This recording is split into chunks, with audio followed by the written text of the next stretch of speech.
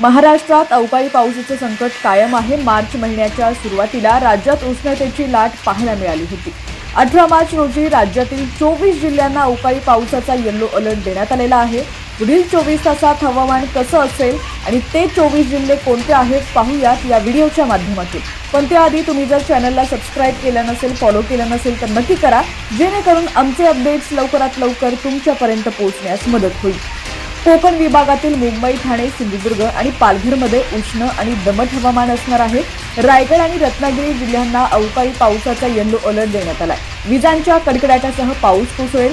मुंबईत कमाल तापमान 32 ते 36 अंश सेल्सिअस तर किमान 24 ते 27 अंश सेल्सिअस राहील। आर्द्रता जास्त असल्यानं उकाडा तीव्र जाणवेल। पश्चिम महाराष्ट्रातील पुणे, सातारा, सांगली, कोल्हापूर आणि सोलापूरला अवकाळी पावसाचा येलो अलर्ट देण्यात आलाय। या ठिकाणी ताशी 30 ते 40 किलोमीटर वेगाने वारे वाहतील। पुण्यात कमाल तापमान 33 ते 36 अंश तर किमान 18 ते 21 अंश राहील। उत्तर महाराष्ट्रातील नाशिक, धुळे, जळगाव, नंदुरबारमध्ये हलक्या पावसाची शक्यता हवामान खात्यानं वर्तवली आहे, तर अहिल्यानगरला अवकाळी पावसाचा येलो अलर्ट असेल। नाशिकमध्ये कमाल तापमान 32 ते 35 अंश तर किमान 19 ते 22 अंश सेल्सिअस राहणार आहे। मराठवाड्यातील सर्व जिल्ह्यांना हवामान खात्यानं हलका ते मध्यम स्वरूपाच्या पावसाची शक्यता वर्तवलेली आहे। नांदेड, परभणी, धाराशिव, हिंगोली, बीड, लातूर आणि धाराशिव या जिल्ह्यांना बुधवारी पावसाचा येलो अलर्ट देण्यात आलाय। छत्रपती संभाजीनगरमध्ये कमाल तापमान 33 ते 36 अंश राहणार आहे। विदर्भातील नागपूर, वाशिम, यवतमाळ, चंद्रपूर, गडचिरोली, बुलढाणा आणि वर्ध्याला अवकाळी पावसाचा येलो अलर्ट देण्यात आलेला आहे। वादळी वारे आणि विजांच्या कडकडाटासह पाऊस कोसळेल, त्यामुळे शेतकऱ्यांनी पिकांची काळजी घ्यावी। नागपूरमध्ये कमाल तापमान 34 ते 38 अंश तर किमान 21 ते 24 अंश राहील। एकंदरीत 18 मार्चला महाराष्ट्रात अवकाळी पावसाची शक्यता हवामान खात्यानं वर्तवली आहे, त्यामुळे शेतकऱ्यांनी कापणीला आलेल्या पिकांची योग्य ती काळजी घ्यावी। तसंच नागरिकांनी देखील बदलत्या हवामानाच्या पार्श्वभूमीवर आरोग्याची काळजी घ्यावी।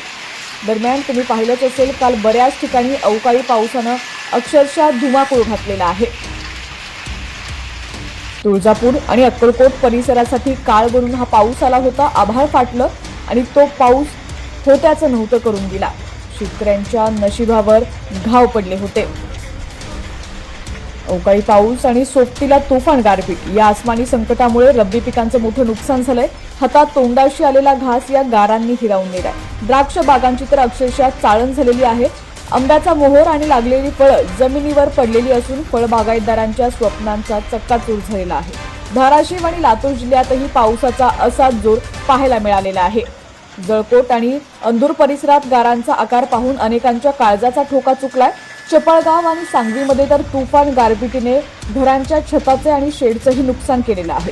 हरभरा, गहू आणि ज्वारी ही पिकं आता कापणीवर होती, पण या गारपिटीने ती पिकं जमिनीला टेकलेली आहेत। वर्षभराची मेहनत आणि घातलेली गुंतवणूक एका रात्रीत धुळीत मिसळलेली आहे।